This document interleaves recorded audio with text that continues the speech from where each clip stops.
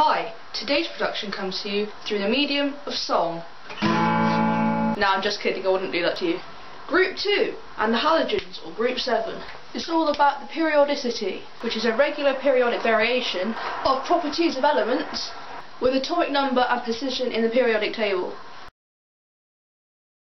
Group 2 metals have a high melting and boiling point, and this is because they're held together in strong metallic lattices with strong intermolecular forces of electrostatic attraction between oppositely charged ions and electrons. And the electrons are all delocalized and they keep it into the structure, they keep it all together. As we go down the group, they become more reactive, and this is because the electrons are less shielded on the outside, because the further as you go down there's more shells of electrons and they're further away from the nuclear charge. And because of the bigger atomic radius, it means it's easier to remove. Therefore, more reactive. Also, the carbonates are more thermally stable. And the carbonates can be thermally decomposed, which means that with heat they break up into a metal oxide and carbon dioxide. So down the group they become more thermally stable, which means a higher amount of energy is needed to break it up.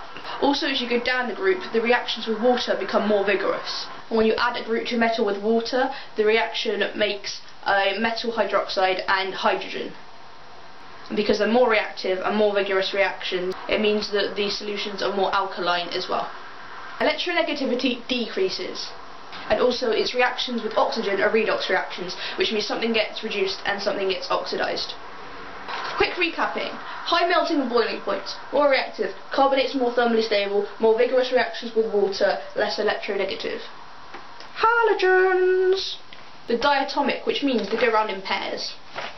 They also have really low melting and boiling points, and this is because they've only got van der Waals forces holding them together. And boiling point increases down the group because there's more shells of electrons and more van der Waals forces, and so therefore you need more energy to come and break up the bonds and melt or boil them. They're oxidizing agents, which means them themselves are reduced. They're oxidizing agents, which means them themselves are reduced. I did look for my brother's lightsaber, but it didn't work. I did look for my brother's lightsaber, but I couldn't find it. Displacement reactions. Like I already said, they're less reactive down the group. So in a displacement reaction is when in a compound it'll have like potassium and iodine, say, and then a more reactive element will come and kick the least reactive out of the compound. So yeah, for example, if we have potassium iodide reacting with chlorine ions, because the chlorine is more reactive than the iodine, it will kick it out. However, if it was the other way around and the potassium chloride was already a compound and they went to react with the iodine ions, nothing would happen because the iodine is less reactive than the chlorine. And this is where the colours comes in. The colour of the solution, where you put it in the cyclohexane, is the colour of the ions that are not in the compound. And the colours are: chlorine's always a pale green colour, bromine is always orange, whatever you do with it, it's always orange, but iodine is a grey solid, an orange aqueous solution, or violet when you put it in cyclohexane. Testing for halide ions. You put it with a silver nitrate solution, and the colour of the precipitate that you make determines the halide ion that you have. Chlorine is white, bromine is cream, and iodine is yellow. White, cream, yellow. Disproportionation. Disproportionation is when the same element is both reduced and oxidized in a reaction. It's usually chlorine.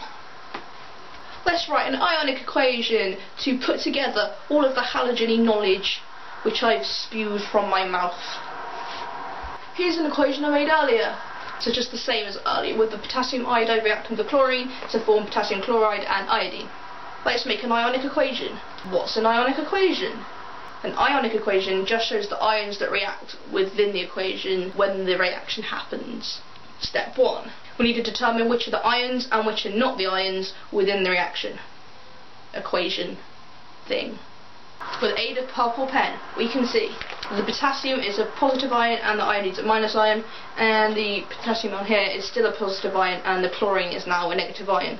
And these two here are not ions, they're just atoms, and we know that these are ions because they're in an ionically bonded compound with a metal and a non-metal. Now we kick out the spectator ions. A spectator ion is an ion that doesn't change at all when it goes from one side of the equation to the other. So its state symbol doesn't change and its charge doesn't change, it just stays exactly the same. In the equation we can see that potassium is the spectator ion because it stays positive on both sides and it's still in an aqueous solution on both sides, so it's irrelevant, it doesn't change, we don't need it, we cross it off. Now we can write out our ionic equation. I, which is a negative aqueous ion, plus Cl2, which is not an ion and it's a gas, goes to Cl minus, which is now aqueous, plus iodine, which is no longer an ion and is now a solid.